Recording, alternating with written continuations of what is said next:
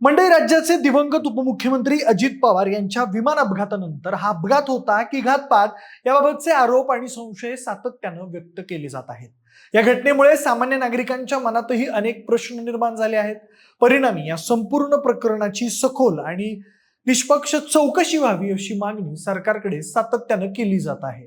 दरम्यान केंद्र सरकारनं या प्रकरणाची दखल घेत अपघातग्रस्त विमान कंपनी व्हीएसआर व्हेंचर्स विरोधात कारवाई केली आहे. परिणामी भारताची नागरी विमान वाहतूक नियामक संस्था अर्थात डीजीसीएने कंपनीच्या 4 लेअर जेट 45 विमानांच्या उड्डाणांवर तात्पुरती बंदी घातली आहे. अजित पवार यांच्या अपघातानंतर या विमानांचे विशेष सुरक्षा ऑडिट करण्यात आले होते. या ऑडिट दरम्यान काही तांत्रिक आणि सुरक्षा संबंधित उणिवा आढळून आल्या.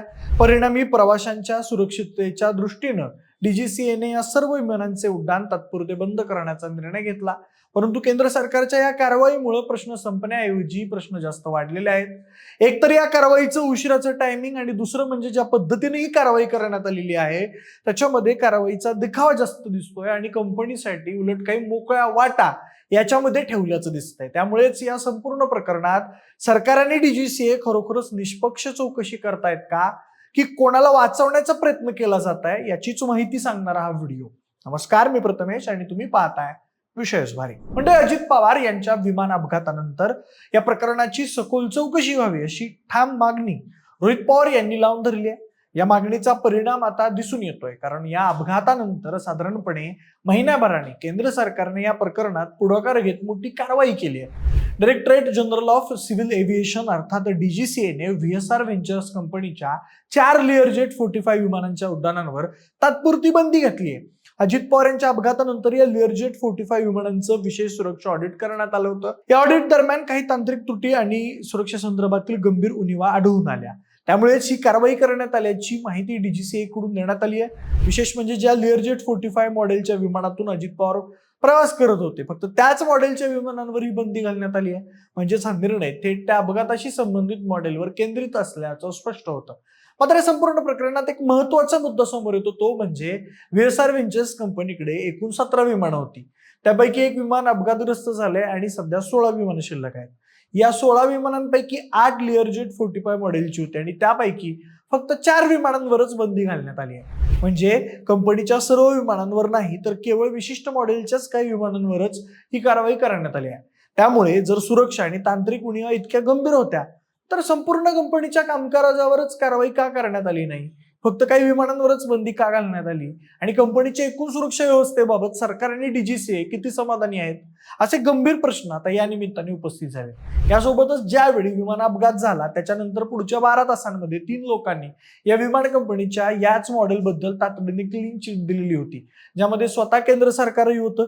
तसेच डीजीसीए कडून जे अधिकृत पत्रक जारी करण्यात आलं होतं त्याच्यामध्ये देखील लेअर जेट मॉडेलची सेफ्टी ऑडिट झालेली आहे आणि त्याच्यामध्ये लेव्हल 1च्या कुठल्याही त्रुटी आढळलेल्या नाहीयेत असं सांगण्यात आलं होतं. पण म्हणजे लेव्हल 1ची त्रुटी आढळल्यानंतरच विमान ग्राउंड केलं जातं, कारण फार गंभीर स्वरूपाच्या काही त्रुटी आहेत हे लेव्हल 1 मध्ये कळतं. पण डीजीसीएने आधी आपल्या पत्रकात सांगितलं होतं की त्यांना कुठल्याही त्रुटी आढळलेल्या नव्हत्या. आणि मग आता अचानकपणे हे विमान ग्राउंड करण्यासाठी असे कुठले टेक्निकल दोष आढळले हे तात्काळ सांगितलं गेलं पाहिजे असं देखील आता बोललं जात आहे.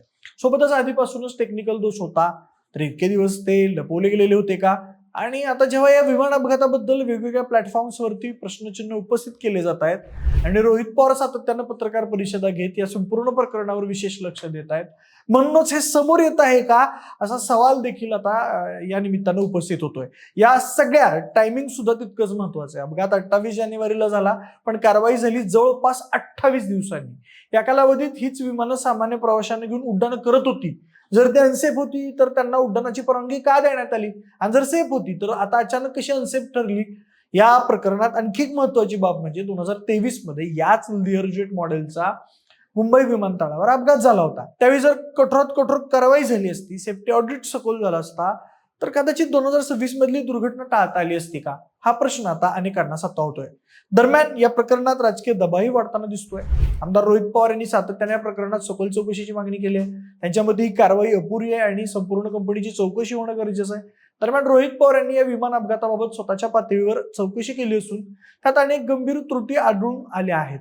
दुर्घटनाग्रस्त विमान ज्या व्हीएसआर व्हेंचर्स प्रायव्हेट लिमिटेड कंपनीचं होतं, त्या कंपनीला मोठ्या आणि प्रभावशाली व्यक्तींकडून वाचवलं जात असल्याचा आरोप त्यांनी केला. व्हीएसआर कंपनीशी संबंधित काही व्यक्ती सत्ताधारी वर्तुळात आहेत, काही जण राज्य पातळीवर, तर काही जण केंद्रात सत्तेला पाठिंबा देणाऱ्या पक्षांशी संबंधित आहेत.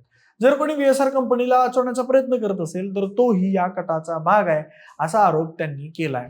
तसेच नागरी विमान वाहतूक महासंचालनालय DGCA मधील काही अधिकारी कंपनीला वाचवण्याचा प्रयत्न करत असल्याचा दावाही त्यांनी केलाय.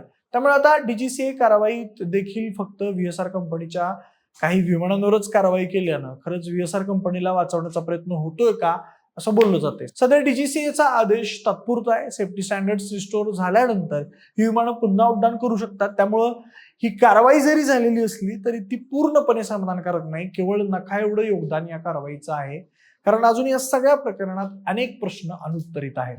दरम्यान रोहित पवार सातत्यानं पत्रकार परिषद घेत आहेत, म्हणून किमान ही कारवाई झाली तर इतर विमान अपघातांमध्ये हे पण दिसलं नसतं असं देखील बोललं जात आहे. त्याचं कारण म्हणजे याच्या आधीचा जर आपण इतिहास बघितला तर काही विमानं आपल्याकडे ग्राउंड करण्यात आलेली आहेत. याच्या आधी म्हणजेच बोईंगच्या 737 मॅक्स विमानाचा जो एक मोठा अपघात इंडोनेशियामध्ये झालेला होता, त्याच्यानंतर बऱ्याच देशांनी त्या विमानांवरती बंदी घातलेली होती. आपल्याकडे सुद्धा 2019-2021 या काळामध्ये बोईंगच्या या विमानांवरती बंदी होती, पण नंतर पुन्हा हीच विमानं उड्डाणासाठी योग्य आहेत असा निर्वाळा देण्यात आला आणि पुन्हा ती विमानं उड्डाणं घेऊ लागली. आता याही विमान कंपनीच्या बाबतीत पुन्हा तेच होणार का? केवळ जनक्षोभ शांत करण्यासाठी हे केलं जातंय का? त्यामुळे अनेकांच्याच मनात शंका निर्माण झाली आहे की ही कारवाई खरोखरच सेफ्टीसाठी आहे की फक्त चौकशी चालू आहे, याचा देखावा करण्यात येतोय. दरम्यान अजित पवार यांच्या अपघाताचा प्राथमिक तपास अहवाल लवकरच येणार आहे. तो अहवालच या सगळ्या प्रश्नांची उत्तरं देईल. पण तोपर्यंत एक गोष्ट स्पष्ट आहे की हा अपघात केवळ एक दुर्घटना नव्हती, तर त्याने अनेक गंभीर प्रश्न निर्माण केले आहेत आणि त्या प्रश्नांची उत्तर मिळेपर्यंत हा विषय शांत होणार नाही. बाकी या संपूर्ण घडामोडीबद्दल तुम्हाला काय वाटतं ते आम्हाला कमेंट करून नक्की सांगा आणि सोबतच आपल्या विश्वासवारीच्या YouTube चॅनलला सबस्क्राईब करायला अजिबात विसरू नका. धन्यवाद.